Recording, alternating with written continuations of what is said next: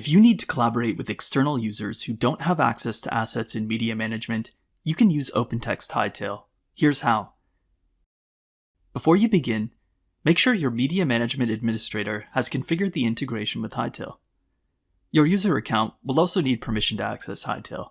Check with your administrator about that too. In this video, we're going to use a custom job that will let us send assets from media management to a space in Hightail for collaboration, and then retrieve the revised assets from Hightail and add them to a folder in media management. Let's begin by selecting the assets we want to send to Hightail and launching the job. Fill in the appropriate details, including the name of the space in Hightail, the users and managers who need access to assets in Hightail, and the reviewers in media management.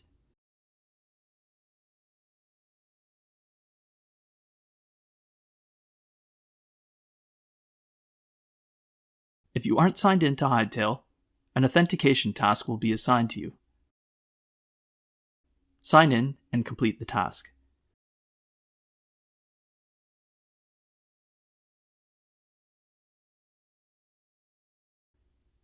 The job then creates a space in Hightail and uploads the selected assets to the space.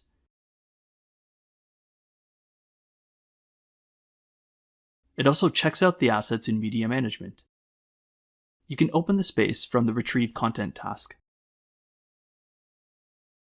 External collaborators can now access this space and use the review and versioning features of Hightail to review and revise assets as required. If someone uploads a new version of an asset in Hightail, you can add the new version to the corresponding asset in media management by selecting Retrieve Assets. When retrieving assets, you can filter them based on their approval status in Hightail. Retrieving the content checks in a new version of approved assets in media management. The approval status is displayed on the asset. When the assets are finalized, we can complete the job.